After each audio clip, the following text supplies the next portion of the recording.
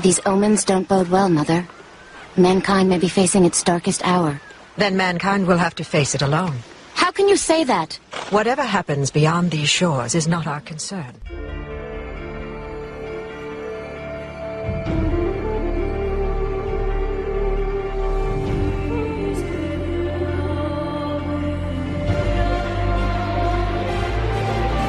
I am Diana, Princess of the Amazons.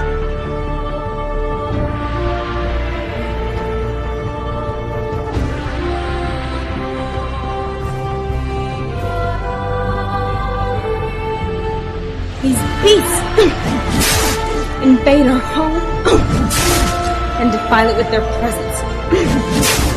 Enjoy your trip back to hell.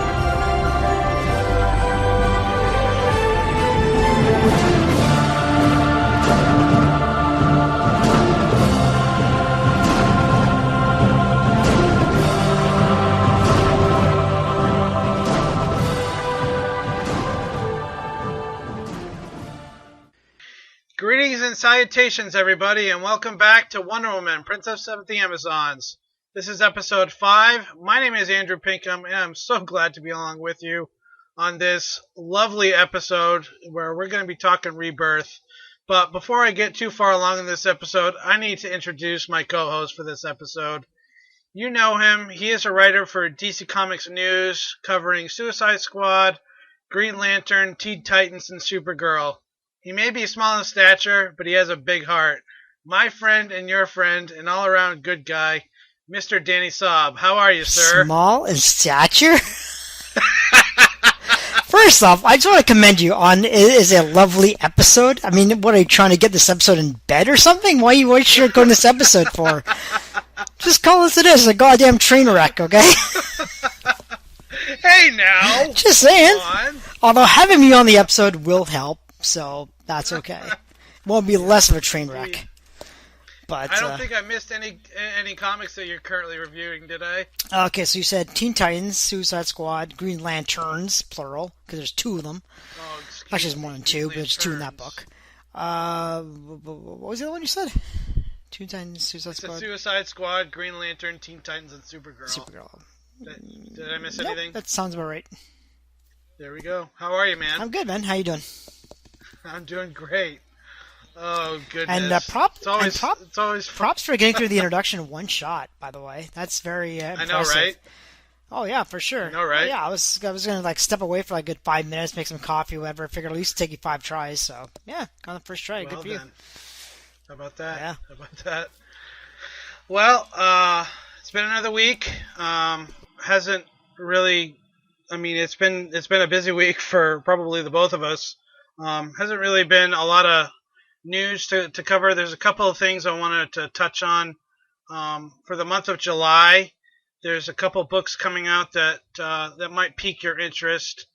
Being released on the 19th of July, Elseworlds Justice League Volume 2 collects JLA Act of God number 1 through 3, Superman Metropolis number 1, Batman Nosferatu number 1, Wonder Woman Blue Amazon number 1, plus an Elseworlds 80-page giant number 1. And the cover price is $34.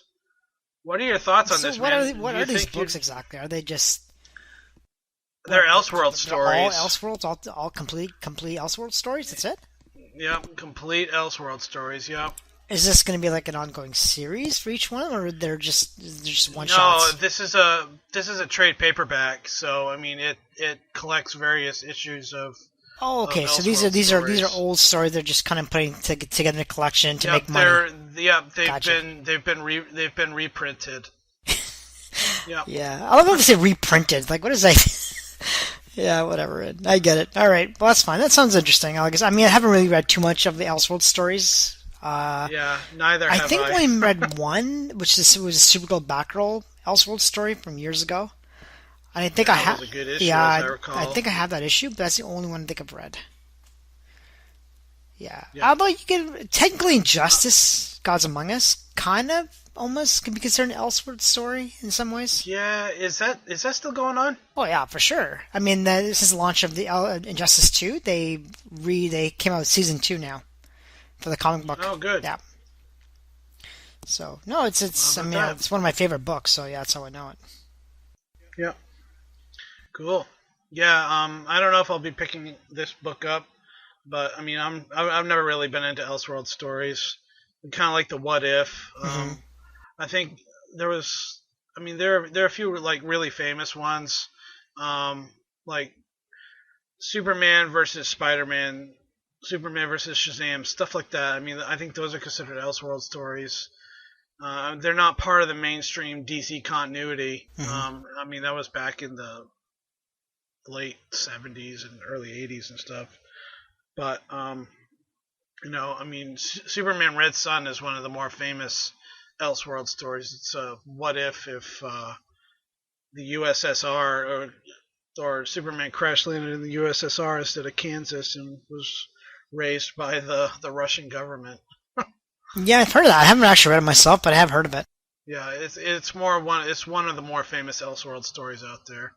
Okay. But moving on, the other trade paperback that is coming out on the 26th of July is Batman, Superman, Wonder Woman, Trinity, New Edition, and I'm assuming it collects a bunch of those issues. The little blurb that DC Comics put out with it.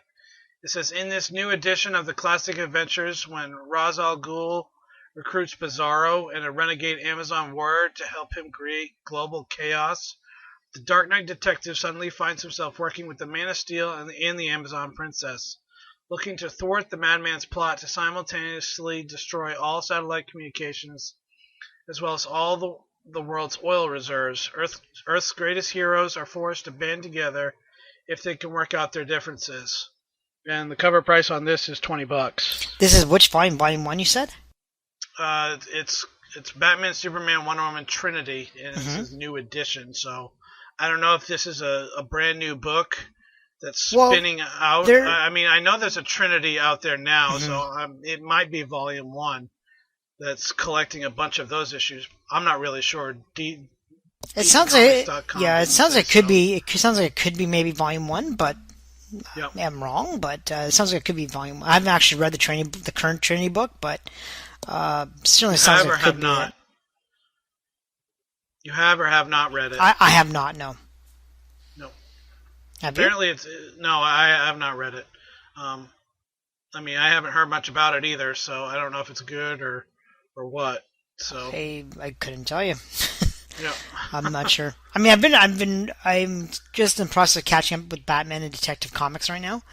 And I am at reading Action and Superman, as well as a little bit of I want to say, I started reading Wonder Woman for a while, and then I kind of stopped, so I'm just trying to get back into it again right now. But yeah, but Trinity itself, I've never actually have not read. Yeah. Nope. Gotcha. Gotcha. Well, that's all the news that I had for this specific episode. Like I said, there wasn't a lot coming out.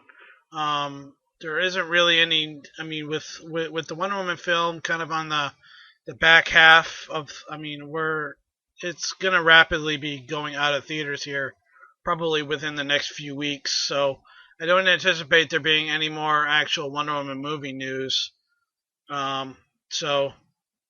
But if there is, you could definitely catch any kind of news here. So be on the lookout for that. But we're going to take a quick break, play a promo for another Wonder Woman podcast, and when we come back, we're going to be talking about the very first issue, or really the only issue. It's the DC Rebirth one-shot number 1 that came out on May 25th, 2016. So stay tuned for that, and we'll be right back.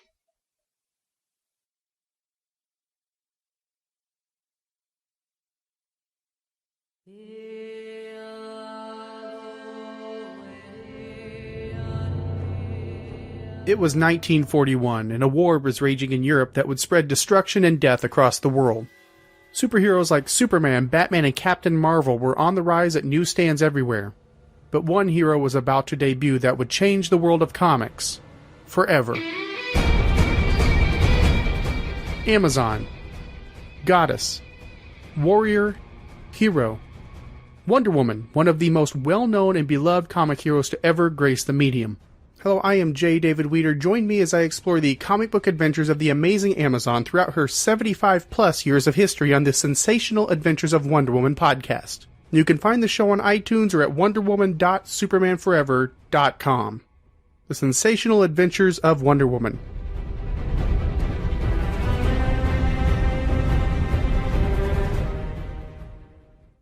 And welcome back, everybody. So, DC Rebirth number 1 was released May 25th, 2016. The credits on this one is Jeff Johns is the writer, Ethan Van Sciver and Gary Frank are the pencilers and the inkers, Jason Wright and Brad Anderson are the colorists, Nick J. Napolitano is the letterer. That's a really hard name to say. It sure is. And Andrew Marino and Eddie Berganza are the editors. Almost sounds like Napoleon. We'll just call him Nick Napoleon from now on. Yeah, I'm sure he'll appreciate that. Yeah, he probably doesn't listen to this podcast. Probably not. So, getting into the synopsis, Rebirth is a company-wide relaunch of DC Comics titles beginning in June of 2016 and incorporating pre-Flashpoint and the New 52 continuity. This time, their line would be stripped down to 32 titles as compared to the 52 different titles of the New 52 relaunch at the end of 2011. All ongoing titles would be discontinued during Rebirth and either replaced by their new ongoing series or ultimately canceled with no replacement. Unlike the New 52, the Rebirth launch would be spread over several months. Another major change would see 17 of the 32 books being initially shipped twice monthly, with the other 15 being shipped monthly as usual, and all Rebirth titles will be sold for $2.99 only. Last but not least, 23 of the 32 books in new ongoing series would be kicked off with a special Rebirth one-shot. And that's kind of the little blurb that I pulled from DC Comics, kind of outlining what Rebirth has been over the past several months. Mm-hmm. I mean, it came out last year, so I mean, there's a lot to go through. But getting into our actual thoughts for this issue, dude, what was your very first initial reaction when you first read this book? I mean, to be honest with you, I wasn't sure what to really expect when I first read it. I mean, I'm going by my feelings when I read it was about a year ago, right? So I'm trying to remember how my first reaction was. But I know it's coming off the New 52, and from what I understood, it was kind of a reimagining for. It wasn't I don't want to say a reshuffle of the whole entire DC lineup, but it was a kind of like a soft reboot, I guess maybe you could say in some way. Right. But no, I remember when I read it, I thought it was really, really good. I thought Jeff Johns. I mean, he's Jeff Johns, right? He's a freaking god in the comic world. Right. But I mean, let's be honest. I mean, Jeff Johns was responsible for relaunching The Flash back all those years ago with the return of Barry Allen. So, I mean, anything that is done by Jeff Johns is freaking amazing. Well, I think what I liked about the book, at least the time, if I remember correctly, was that DC finally kind of listened to what the fans wanted. Right? They were asking, they wanted certain players, certain heroes to come back, certain relationships to come back together again, that sort of thing. And that's kind of what Jeff Johns started in this DC Rebirth special. And that kind of trend continued into the DC Rebirth kind of reboot. I'm going to call it reboot, even though it wasn't a reboot, but kind of rehash or reimagining, right? So, I think Jeff Johns, I mean, as this is an introduction to the whole entire Rebirth reboot, I thought it was really good.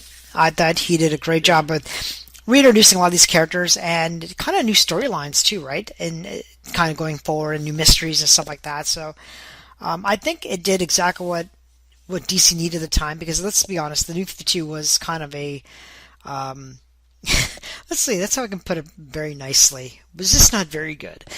And it was a flop. Sure, flop, okay.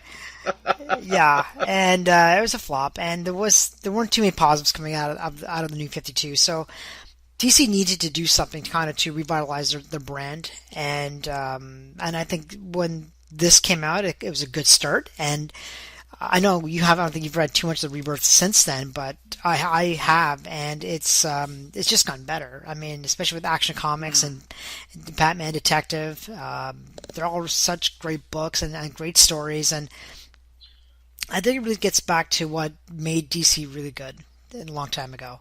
Well, and not to mention that the old numbering of both Action and Detective returned to what it should have been before the New 52 even started. And there were a lot of fans, including myself, who were really pissed at DC for ending the numbering of both Action and Detective, because I mean those titles have been around since the 1930s. I mean, Action Comics debuted with Superman back in '38, and Batman and Detective Comics happened, I think, in 1939. So, I mean, these characters are really, really old, and these titles are really, really old. I mean, we're up into the 900s at this point, and for DC to cancel those titles and renumber it with a new number one pissed a lot of people off. So Yeah, definitely. I think it. I mean, just not the whole not to mention the whole entire reboot of the New 52 kind of might have pissed a lot of people off too, right? Because then you had all of a sudden you have new kind of, I don't want to say new origin stories, but you did, and you kind of knew you had different relationships between different people and stuff like that. So the whole thing was just, and not to mention, I mean, we've discussed this so many times, but crossover galore in the New 52 were just right left and center, right? So, so many crossovers, but I think well, and I hope that DC editorial has learned their lesson with the crossover events. I mean, sure, you expect maybe one crossover a year, but I mean, not several within several months. I mean, that's just ridiculous.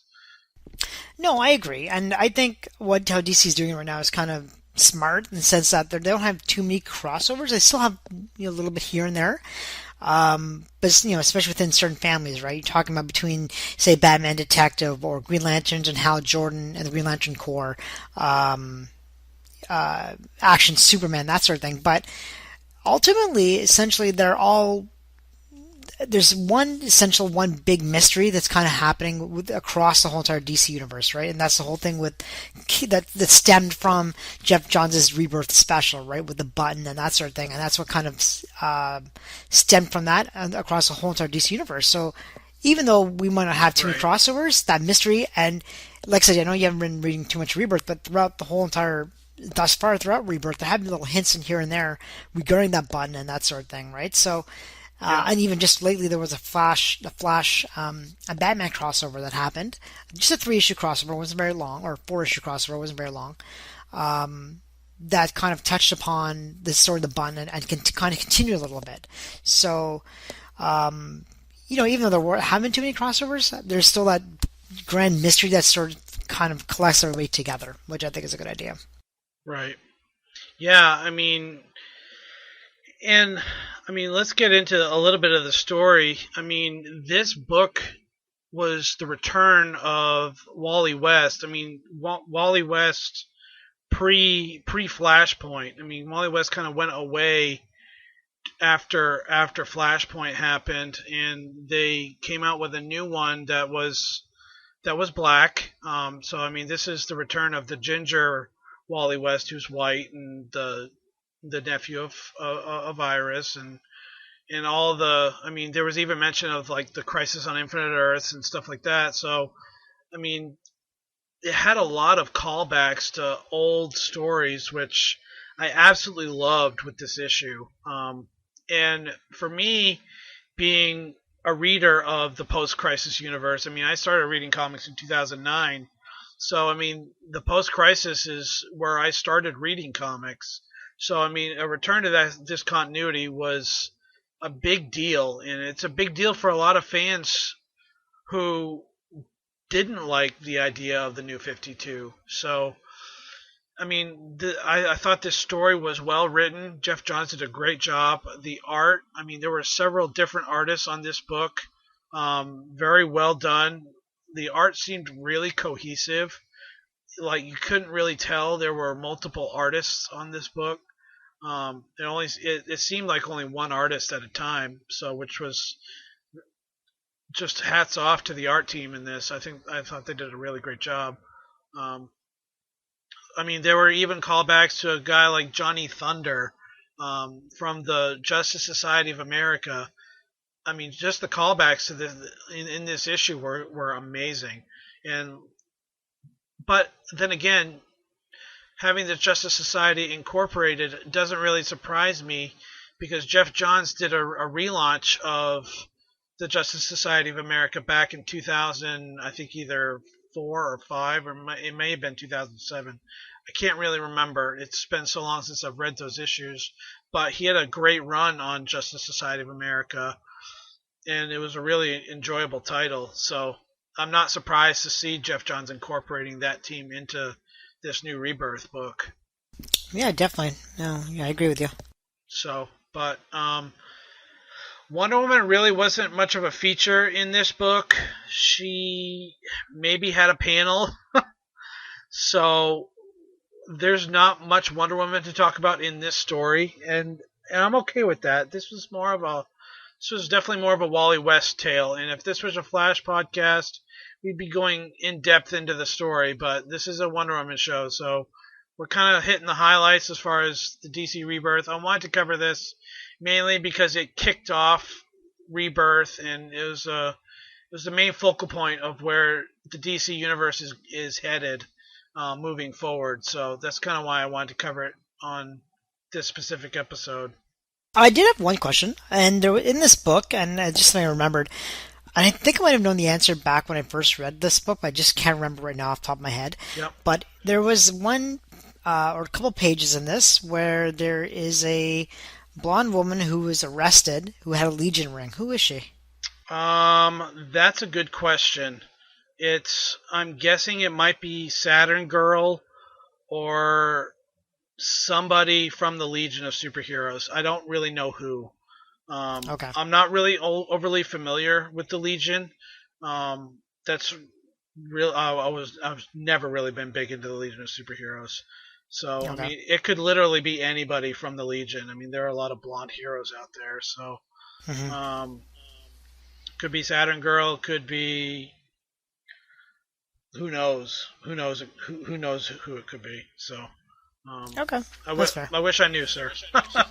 No, it's fine. Like I said, I might have known. The answer is probably Saturn Girl, and I probably knew the answer way back when I read this book about a year ago, but just off the top of my head, I can't remember. But more thing, it's kind of interesting, because this came out about a year ago, and since then, like I said, I've been reading a lot of Rebirth and stuff like that, but it's kind of interesting to kind of go back to this book now, a year later, after reading so much Rebirth that's come out since then, and kind of see how it all kind of got started. It was kind of interesting to see a lot of those little snippets in this book that I didn't really remember, and kind of how they got started, and then to read them where they are now. So it's just kind of cool. That's all. Nice, very nice. Yeah, it's always fun to go back to see where like a relaunch started, even though Rebirth isn't really a relaunch. It's considered a return to the post-crisis universe. So,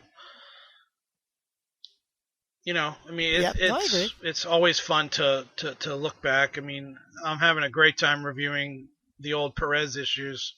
So, I mean, like I said, it's always fun to take a peek back into history. So, even if it's just a year ago, I mean, any history buff or any comics fan will tell you it's always nice going back and rereading some of the stuff that they enjoyed from certain runs of like Justice League or Wonder Woman or Superman or any character. So, but touche. That's pretty much all I had for DC Rebirth. Do you have any final thoughts on it before we take another quick break? Nope, nothing really. I mean, this came out about a year ago, so it's kind of hard to to have anything kind of new to talk about this book because it's been out for a while now. But sure. No, like I said, it was a good start to I think something that DC really needed to do at the time. Yeah, for sure. Yeah, for sure. All right, we're gonna take another quick break, play another promo, and we'll be back with the Wonder Woman Rebirth issue. Which was released in June of 2016. So we'll be right back. beautiful as Aphrodite, wise as Athena, stronger than Hercules, swifter than Mercury. Explore the 75-year history of the Amazon princess with Wonder Woman, Warrior for Peace, a monthly podcast available on iTunes, Stitcher, and at wonderwomanwarriorforpeace.wordpress.com. Hello, everyone, and welcome back. So, as Andrew blatantly pointed out, I'm his co-host, so I do need to do some work. So he asked me to bring us back into the show, but I refuse to read the credits because I'm lazy. So go ahead, Andrew, all yours.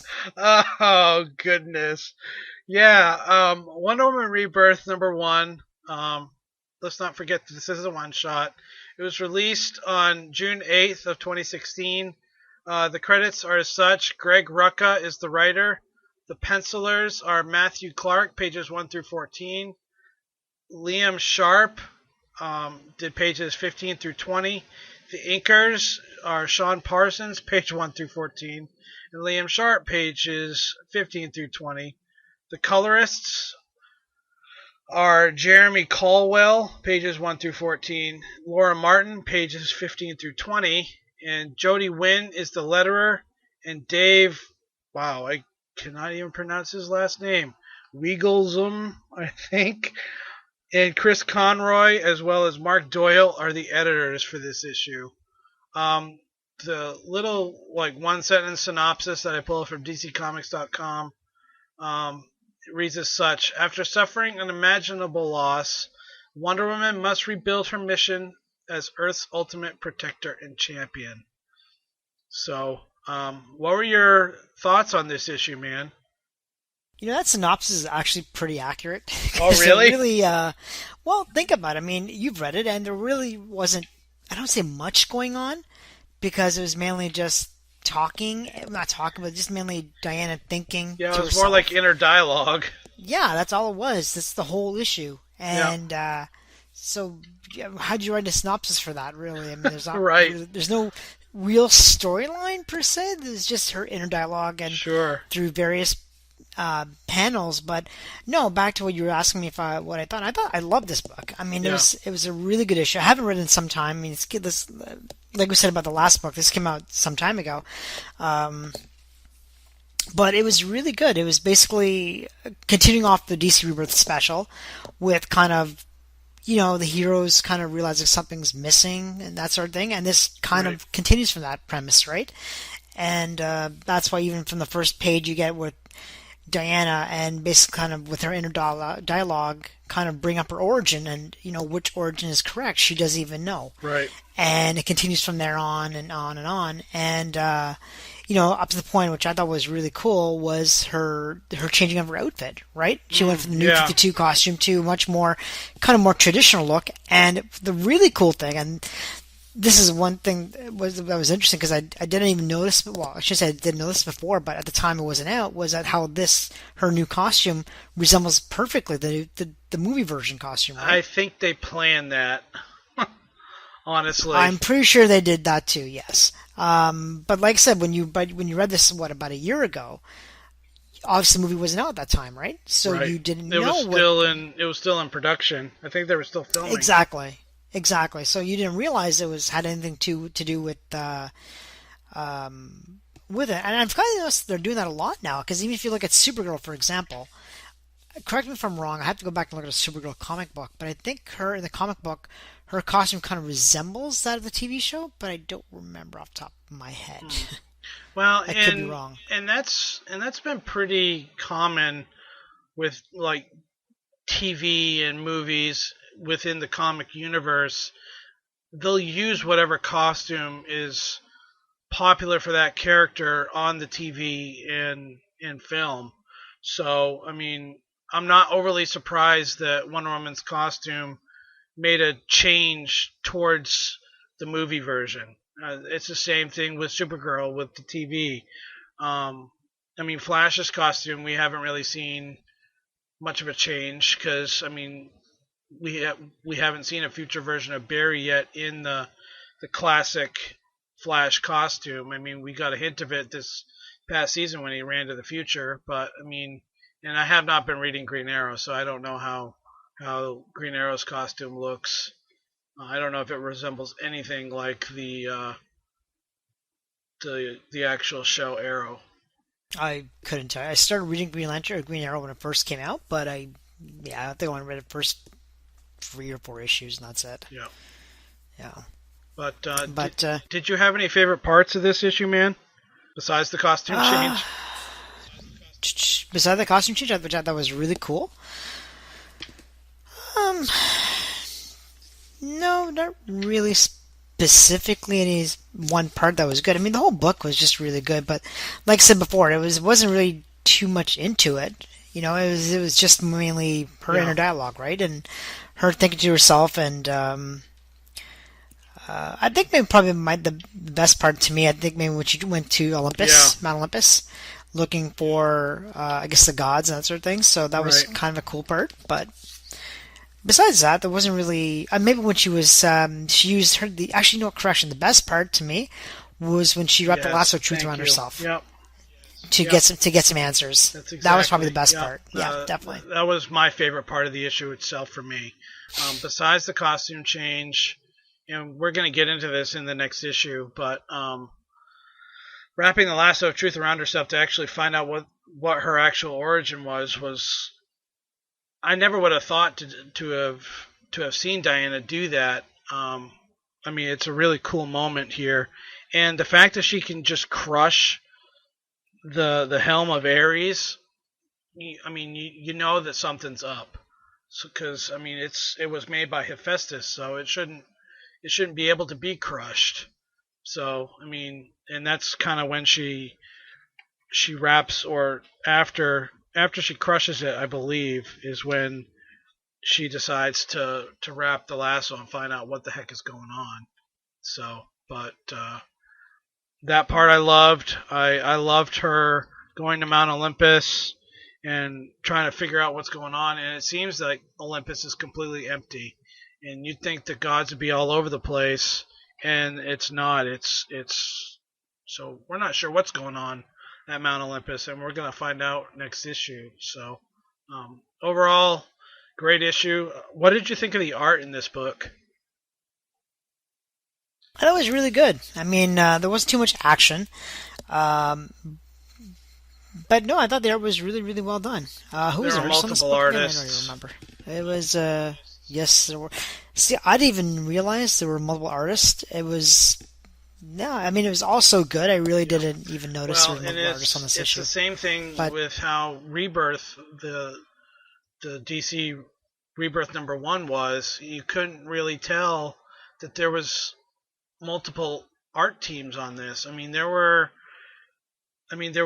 a person that did the art for the first half of the book and then the second half of the book. And same thing with the inking and the coloring. So, I mean, there was one letterer, but you know, I mean, it's you're looking at 6 people working on one book. So, I mean, that's a pretty big deal. So, yeah, for sure. No, I mean, I thought the artwork was really well done. Yes. I love the cover too, with Diana's face, which was really nice. Do you have and her any sword. of the variant covers? Not for Wonder Woman. I don't either. I think there was one other variant, but I'm not positive. I don't have it, so I couldn't tell you. But I absolutely love this cover. Rucka did an amazing job with the story, and this is his return for Wonder Woman, being away since the late 2000s. So, I mean, it's been several years for him to come back to this title. So, I mean, I think I think he left in like 2008 or 9 or whatever. I think that's when his run on Wonder Woman completed. So, I mean, it's been it's close to 10 years that he's been gone. So, and I thought his return was a great one. So I can't say enough about the story. I thought it was well done. Yeah, me too. I agree 100%. It It was really, really well done. And like I said, I like the costume how it ties to the movie a little bit. No, I mean, it was just all inner dialogue, but it was just so well written and so much Yes. fun to read that you didn't even care there was really no action, nothing like that. It was just a nice kind of discovery issue in terms of her characters, in terms of, you know, what's real and what's not, and that sort of thing. I thought Right. that was I that don't was really believe cool. that you can actually pick this issue up without reading what's going on with the DC Rebirth. Um, I don't. Yeah, I'm not sure you can actually just pick this up out of a long box and just flip through and know exactly what's going on. I don't think so either. I think you would have to know kind of the idea behind Rebirth and the special and kind of what happened.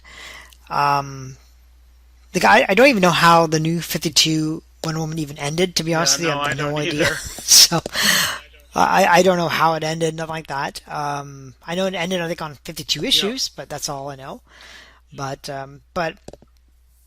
like, you're right. On one hand, you couldn't. It was kind of hard to follow this without knowing what maybe what happened in DC Yep. Rebirth special.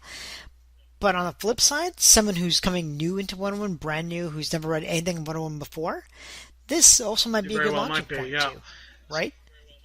Because you don't need to.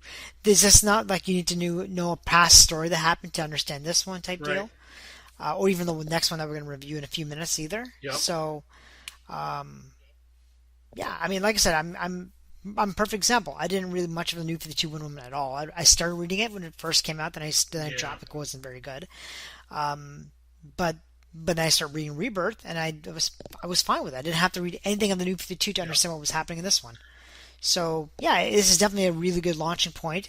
And like you were saying, I think they obviously deliberately made her costume just like the movie version, which is a great idea because the movie, of course, we've talked about it before, it has done so well. Has done so well, you know it's going to introduce a lot of new people to the character. So what's the first thing that these people are going to do is go look for Wonder Woman comics, and they're going to probably go for Rebirth because that's the Yep. most recent one. Well, then this is a great launching Absolutely. point. So it all kind of ties up Absolutely. together. Yeah. And I mean, one thing that I'm looking for when I pick up a one shot like this is rereadability for one. And if I can pick it up without knowing anything that's going on in the previous book. And you, on one hand, you can't do that with this story because you have to know what's going on with the DC Rebirth. So I mean, it kind of gets like a C minus, closer to a D rating as far as like you can't pick it up and just read it without knowing what's going on. But as far as rereadability, it gets an A because I could easily reread this story and enjoy it each time. So, but that's what I look for with a one shot like this. I think I might have to disagree with you on that one because you were saying that you need to read Rebirth, the special, to understand what happened here. I kind of disagree on that because, and if you read this book here, it doesn't really say anything specifically about the Rebirth special or nothing like that, but basically just that she knows and she feels that something is missing, right? That something is just not right. And she questions her past and everything, right? So I think you can read this fine without actually knowing anything about the Rebirth special completely. Because, like you were saying before, if you read when we were reviewing the Rebirth special, Diana only had maybe one or two Right. panels, and that's it. But the concept is that something is missing from Yep. the DC universe, right? And that kind of continues into this book here. But I think you'd be able to pick this book up fine by itself, read it, and completely be fine and understand what's going perhaps. on. Just because you just know, all you get the feeling is that something is missing. You don't know what. Diana doesn't know what. So I think you'd be Fair fine. enough. Do you have anything more on this issue, man? Nope, not off the top of my head. I mean, I read it like I said when it first came out. To be honest with you, I forgot how Yeah. good it was. But no, I don't. I Yeah, pretty much have when nothing this else book to say came about out this book. last June, I thought it was probably one of the better Rebirth origins for this new character of Wonder Woman. I mean, it's not. I mean, I shouldn't say it's a new character because it's not new. I mean, they're going back to the post-Crisis universe. But I mean, for a one-shot that's supposed to be launching into a new series, I thought it was very, very well done, and it was a great launching point for new readers to jump on. I mean, it's a great jumping on point. So, Yep, completely agree. but that's pretty much all I had to say about this issue. It was great. I would probably give it 4.5 lassos out of 5. So, just an overall. We're using lassos. Sure, as a grading why system not? now? Hell, this is new to me. Just something I came up with less than 5 seconds ago. Okay. You know what? I'm gonna go in the opposite direction of you.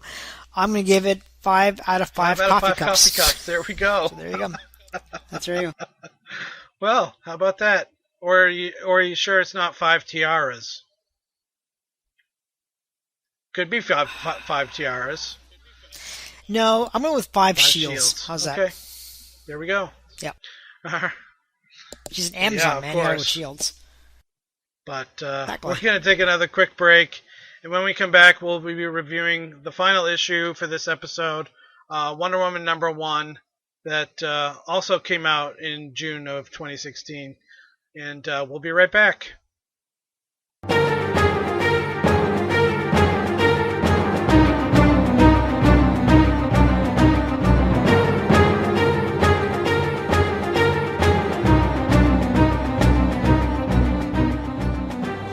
Are you willing to follow me on a journey and risk getting lost in a swirling maze of past ages, protected only by our red indestructible capes as we break through the final unexplored realm of the time barrier to explore the fantastic Silver Age adventures of the world's greatest hero, Superman?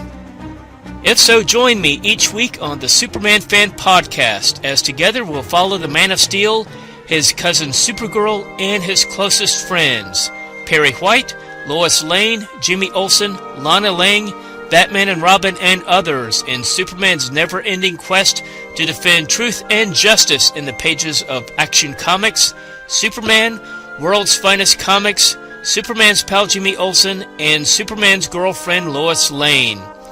Go to the supermanfanpodcast.blogspot.com, available on iTunes and most other podcast aggregators.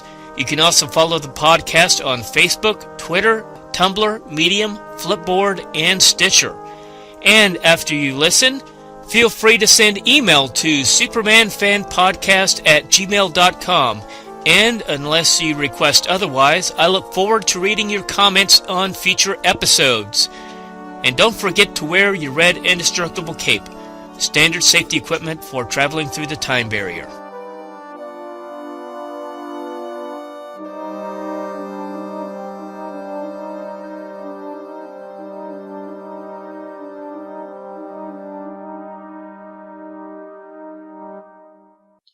And welcome back, everybody. So, Wonder Woman #1 that came out June 22nd of 2016. The credits are as such: Greg Rucka is the writer, Liam Sharp is the penciler and inker, Laura Martin is the colorist, Jody Wynn is the letterer, Chris Conroy, Mark Doyle, and Dave Welgoetz are the editors. The synopsis is as such: why has the lasso's truth stopped working for the Amazon princess? Start down the rabbit hole as dark secrets from Wonder Woman's past unravel her present. And that would be the very short synopsis for Wonder Woman #1. What are your thoughts on this issue, man? I actually really, really love this book. I think I liked it maybe more so than the last one we just reviewed a few seconds ago. I mean, first off, there's actually story in this, which is nice. The other one, I mean, the book we just reviewed didn't really have any story. It was just her inner dialogue and thinking to herself. Where this one actually had, a story, and actually had Diana looking for answers as to the missing of the mascara, and she can't get back to it, and that sort of thing. And goes all the way to find Cheetah to ask for help, that sort of thing. And then, of course, you get Steve Trevor in this as well, too, who's running an op against Cadulo. So, I mean, it had a few things going on in this book, but, I mean, everything just Yeah. flowed so well, and it was so well done, and, I mean, and the artwork on this book was just beautiful. I mean, I'm just flipping through it right now. Same art team really, really as the actual Rebirth Wonder Woman issue. I mean, Liam Sharp and Laura Martin came back and are going to be regular features for the art chores on this, as well as Jody Wynn. So, I mean, basically the same art team that produced the Rebirth issue basically came along with this new Wonder Woman series. So, the writing was top notch. I mean, I think the story was very well done. We get a reintroduction to Etta Candy, who is a black woman as opposed to what we typically see her as a white woman. So, I mean, that's kind of a interesting new take on the character of Etta Candy, and she seems to be a higher up in the military as opposed to being Steve Trevor's attaché, which is kind of a different aspect to her character. Something that I really like about it. Steve Trevor, do we even know if he has an official rank or not in the military? Or in this one, yes, they did actually mention his. Do you remember what it was? Give me a few minutes here. I can find out for you, but I don't know off the top Yeah, of I'm my head. flipping through. If you want to keep talking. Yeah, I'm flipping through as well. But the actual ending of this issue, I had no idea that Diana was even going to be going to look for the cheetah to ask for her help. But Cheetah's appearance was a surprise to me. I was not anticipating this at all. The fact that Diana just takes out a bunch of these like wolvish creatures. I don't know if they were under the control of Cheetah or whatever, but I mean, Cheetah looks really gruesome in the tail end of this story. So I'm actually really anxious to see where they move into her character, whether it's going to be a Barbara Minerva type Cheetah or, I mean, and this is me not reading any of the current Rebirth stuff past this issue. So, I mean, I've read it, but it's been over a year, so I don't know if this is the Barbara Minerva version of Cheetah or not.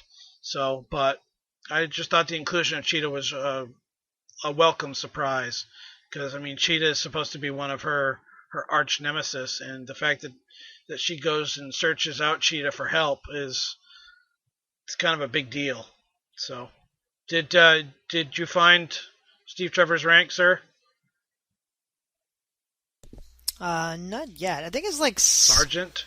I don't know, special commanders. Not sergeant. It had like 2 words to it, but I can't remember what it was. I can't remember. It doesn't even matter. At the end of the day, it doesn't really matter. Not really. But it's like special commander or something like that. What were your thoughts on the Cheetah's inclusion in this book? Was it a surprise to you? You know what? Honestly, I can't really say, and I'll tell you why. Because, like I said, once again, I read this about how long ago, so I can't remember what surprised me, what didn't. I mean, I'm pretty sure it did surprise me when I first read it. I didn't expect to see Cheetah at the end, probably, but I'm glad she's in it, and I think it just sort of, I don't want to say signifies, but kind of documents how big this maybe the villain's going to be that she is looking for, or what the situation is that she has to go to her arch nemesis for help. So I thought it was really interesting, and you know, it's a really interesting story. And like I said, I love how Diana gives her like 3 warnings, and she's, you know, same thing. She has this kind of inner dialogue, or she just has this dialogue going on this whole time while she's looking for Cheetah, and no, it was just overall, it was a really good story. I thought it was really, really well done. Very easy to follow. Good flow to it. But I mean, like you were saying, I didn't know if Cheetah has an ability to control other kind of beings that we saw in this book or not, or if it was something else that was behind it. But you know, I thought that was an interesting power. I guess if she does have that power, indeed. I don't know, but. No, it was a good book. No, I agree. Good book. I agree wholeheartedly. I'm looking forward to reading more Rebirth stuff. And I mean, the story by Rucka was top notch, and the art was great as well. What'd you think of this cover, man? I liked it. So you had Diana, then you had her mom, you had Ares, Cheetah, Trevor, Zeus. I mean, you had a lot of different people in this cover, totally. actually. But I think it looks really, really nice. I mean, yeah, I mean, the whole book is just fantastic. I can't say enough about this book. And you know what? I don't remember how far along in this series that I got before I actually stopped reading it. Not because it wasn't interesting. It just is one of those things where I just didn't have time to read everything. So unfortunately, this is one of the books that I had to cut for financial and for time purposes. But I don't know, after reading the last issue and then this one, kind of rereading them again, and then watch the movie, of course, when it came out, I think I really have to get back into it again and kind of go back and read a lot of the issues that I forgot, that I haven't read yet, and kind of catch up with her. Because, I mean, these are really good stories. And I don't know if Greg Rucka is still on the book. I'm assuming he is, but I'm not sure. I hope so. One thing that I wanted to mention, and you and I had this conversation, as well as our good friend Steven Vecito had off air, and this is going to kind of bash DC a little bit. DC Comics decided, instead of putting out 2 Wonder Woman titles, that they were going to tell a completely different story every other issue. And I realized this when I went to go pick up a trade paperback of these Rebirth issues, because I only have the first 3 issues. So, and I wanted to cover them on the show, like 1, 2, 3, and so on and so forth. But apparently, the story does a complete change every other issue, which I kind of have to call shenanigans on DC in general for doing that to this Wonder Woman title. I don't believe that. I mean, to have the story like completely change, and whether it be a flashback or whatever in the next issue, is kind of stupid. So I'm calling shenanigans on DC Comics in general for doing this to this Wonder Woman title, which is obviously it's a great start, and for them to not continue the story in the second issue is crap. So as far as I'm concerned, I mean, you can pick these issues up in trade, but I mean, you're going to be the first trade paperback collects 1, 3, 5, 7, 9, and so forth up until like issue 11. So it doesn't make sense to me as a fan in general, even less so as a Wonder Woman fan. Kind of pissed me off a little and made me not want to buy the book at all, in trade anyway. So, but yeah, so there's that. Well, let me. I'm gonna be a good co-host right now. I completely disagree with everything you just said. Yes, strongly disagree with what you just said. And I'll tell you why. I mean, first off, I don't think this is a move by DC. I think this is a move by Greg Rucka, really? Personally. Because if it was I'd believe so, because if it was a move by DC Comics, then you'd probably see it in a lot more issues, in a lot more different books than just, because Wonder Woman is the only book, as far as I know, that does this. Action Comics, Superman, Batman, none of them do it. Well, maybe I'll call shenanigans on Greg Rucka then. So I think it's Greg Rucka who if I might be wrong about this, but I think this may be one of those things where, you know, DC wanted Greg Rucka, and Greg Rucka said, sure, I'll come back and do Wonder Woman on one condition. I have a carte blanche to what I want to do, how I want to do it. And DC said, sure, just come on board. And that's why he does these kind of alternate stories where on one hand you get this kind of present story, and then on every second issue you get like an origin story sort of thing, right? So you have kind of 2 different stories going on. And you're saying how you don't like it. Personally, I mean, and if I remember correctly, I have read the first, say, I would say at least 6 issues or so, maybe 5 or 6 issues of Wonder Woman. So I've had the ability to go back and forth between both of them. And if this was a monthly book, then I would say sure. Yeah, I agree with you. It's a stupid idea because then you have to wait almost 2 months before you can get back to a story that you were reading. It's a bi-weekly. But because this is a bi-weekly book, Right. it's not that bad. And all you're doing is getting two different stories. That's all, which is great. I mean, it's to me, I would love the idea, and because you get more story that way, right? And you basically get a present story and you get an origin story of her, and you get her origin story. So, and his version of it, should I say, which I think is really cool. And especially now that, since Rebirth, her past is lost and she doesn't know what's real and what's not. Well, Greg Ruck is kind of telling us what's real and what's not, and what's her true origin story. And it might come back later on in the series to the present tense, right? Kind of like if you look at Arrow on TV shows, same idea, right? Arrow has a bunch of flashbacks and stuff. Current story, but also has a bunch of flashbacks. Same idea. But the flashbacks kind of lead to the present story. And I think, and I could be wrong, but I think that's what he's trying to do with Wonder Woman. Maybe eventually, if it hasn't already, the past will meet up with the present. So to me, I love this idea. I think if it was monthly, it'd be a different story, but because it's bi-weekly, I think he can get away with it. And you know what? He's such a great writer that I don't even care. To me, it's just an extra treat because we're getting kind of two different stories, right? So rather than take the time and, first tell her origin story, then go to the present tense, blah, blah, blah, like that, and take his sweet time with everything. This way, he's kind of giving us two different stories at the same time. And if you notice, there are a lot of DC Comics titles, Superman, Action Comics, Batman, Detective Comics that are coming out bi-weekly. So, I mean, you're getting, for Batman and Superman, you're getting 4 books a month for those characters. And Wonder Woman, you're getting 2 books a month, which, I mean, for the big 3, that's a lot of comic books. So, I mean, I think that's great that DC's putting out that many.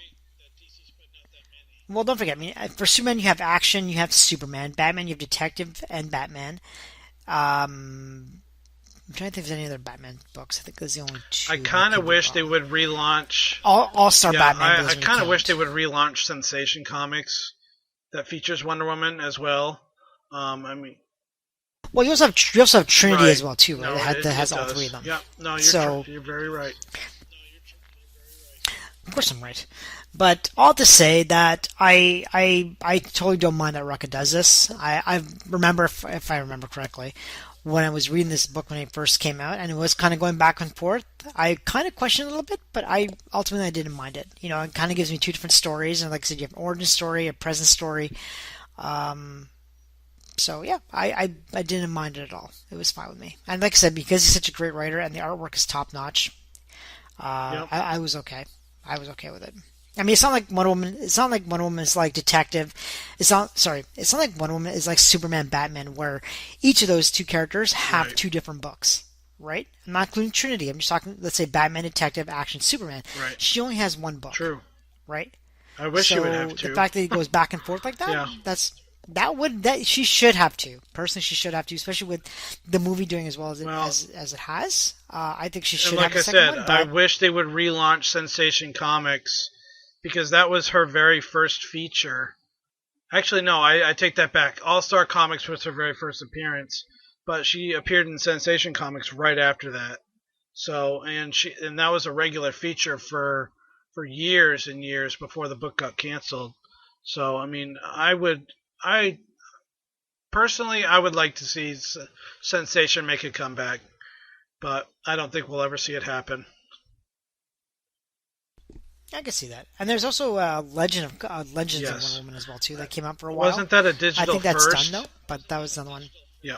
That was, yes. So I mean, and we'll be covering that at some point when we get there. Cool. So, but yeah, no, but overall, I mean, it's a really good book, and like I said, I think after reading this one, plus the one we just reviewed, I think I'm going to have to go back and reread Wonder Woman again. I think it's something I need to do. Absolutely, dude. Definitely. But that's pretty much all I had for Wonder Woman #1. Overall, it was a great book. I am really looking forward to reading and reviewing more. Rebirth stuff. So and this has just whetted my appetite for all the Rebirth stuff. So. You know, it's something I just realized, and this is maybe off topic a little bit. Maybe it is, maybe it isn't. I don't know. Well, no, we like tangents funny, on but this podcast, sir. You know this. no, I just realized, and I could be wrong, but I mean, Wonder Woman is arguably probably the biggest female superhero in the galaxy, right? In the universe. I mean, she's up there with Superman, Batman, Spider-Man. I mean, she's up there as a well-known name. I mean, correct? She was the very first female superhero. Right. But, now knowing that, isn't it kind of weird that Batgirl has more books than she does? Batgirl has 2 books. Yeah, but... Harley Quinn, I think, has 2 or 3 books. All the Bat titles are extremely popular. More so than probably any other DC Comics title right now. The Batman and his family will always... I mean... It's called DC Comics for a reason, Detective Comics. So, therefore, I expect the Bat books to have a lot more books out there. I don't know if we even have a Batwing or a Batwoman I'm sure there's a Nightwing out there. So, I mean, the Batman family is very, very present within the current DC universe. It always has. Well, that's the thing. I mean, every member of the Bat family has a book. You know, you have Batman, obviously, a detective. You have Harley Quinn. You have Batgirl. Batgirl has 2 books. Nightwing has a book. Figure that the Titans and the Teen Titans have Robin and Nightwing in them. So, you know, I mean, there's plenty of Bat character exposure. Yep. But it's funny because, I mean, Batman has all that going on in his family. Superman at the same time is action, Superman, Supergirl. Who else? Is there a Superboy book or no? I don't think there's any book. No. I wouldn't be at all surprised to see a Superboy book at some point. Superwoman. Superwoman has a book as well, too. Superwoman. The Adventures of Lois Lane with powers. That does not sound appealing to me. Yeah. But all to say, there's 4... Oh, Batwoman, that's another one, too, on the Bat family. So there's 4 super books, there's so many Bat books, but there's only one Wonder Woman book. That's it. That's all. I call shenanigans. I do, too. Yeah. I agree. Shenanigans on you, DC. 100%. You need to publish more Wonder Woman stories. And if Jeff Johns is listening to this podcast, get on that, sir. I agree 100%. I mean, especially after the movie does done so well. Come on. I think they should. But, I mean, mind you, also Greg Rucka is doing such an amazing job. And I don't know how it's doing in terms of sales compared to the other books. Well, we will report back next week and find out. Or not next week, but the next time you and I sit down to record one of these. That's what we will do. We will look at the present numbers for next month, probably. Next month, for the month of July. Sure. So we'll sit down and do that indefinitely. So find out how this book is doing as far as sales go. Because if it's not selling, we're not going to get more Wonder Woman. Oh, I think it's always going. I think it's going to sell, especially after the movie. I think I'd really be surprised if it's not doing very well. But that's pretty much all I had for this issue, and I don't have any emails for this episode, considering we're recording this way earlier than I record most of these episodes. So there's not going to be any feedback for this episode. But Mr. Danny Saab, thank you much for joining us, dude. Especially on a monthly basis. This has been a lot of fun. Yeah, for sure, man. My pleasure. Do you want to plug anything? My pleasure, my Your friend. reviews over at DC Comics News, maybe? Yeah, well, as you mentioned before, I do reviews for DC Comics News. I review Teen Titans, Green Lantern, Suicide Squad, and Supergirl right now. But obviously, we have other really talented writers that review a whole bunch of stuff, different books, as well as tons of news and stuff like that. So yeah, it's a great website for anything DC related. So if you ever want to find out some stuff and read some reviews, come on over. That's DCComicsNews.com. Awesome. Well, next time or next week, we're going to be taking a look at Wonder Woman number 5, I believe. And I should have wrote that down. It may be 4, maybe 4, maybe 5. I can't remember which, but you guys would know if you've listened to the show. So until then, we will be back with another episode next week. And thank you for listening, and we will talk to you then. See you later.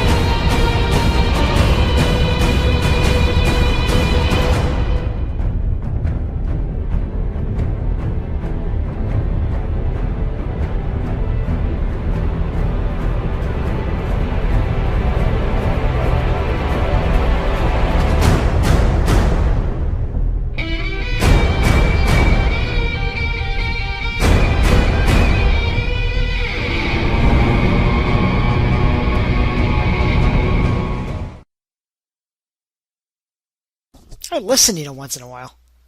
No, you very rarely listen to me. How dare you? It's the truth. I never. Yeah, shut up. You know exactly what I'm talking about. Yeah.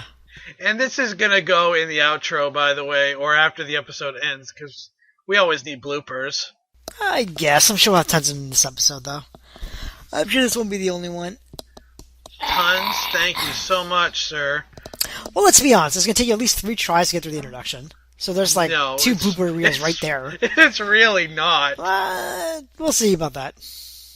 And the only time I even do bloopers is when you're on with me, by the way. I don't know if I should take this as an insult or as a compliment. I choose compliment. Thank you, Andrew.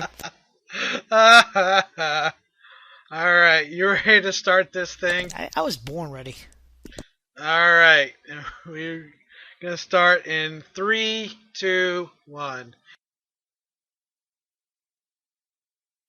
And don't stop recording. Don't stop recording.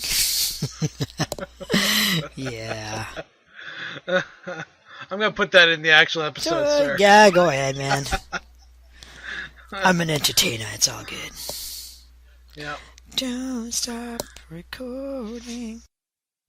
Alright, that should be ample enough. Yep, for me alright. to cut out. We're reading, we're doing what, Just League Rebirth, DC Rebirth? Okay. Alright, go for it, man. We're going I'm to just quickly I'm talk just digging it about out here. Are you taking a break between each book, or no? Yeah. Yeah? Yeah, no, I'm going to take a small break between each book and play a promo for another podcast or whatever. You actually have a lot of promos from other podcasts?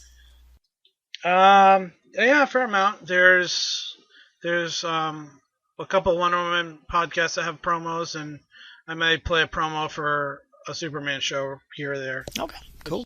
Just depends on what I feel like. So. Alright, man. Alright, you ready? I was born ready. Okay.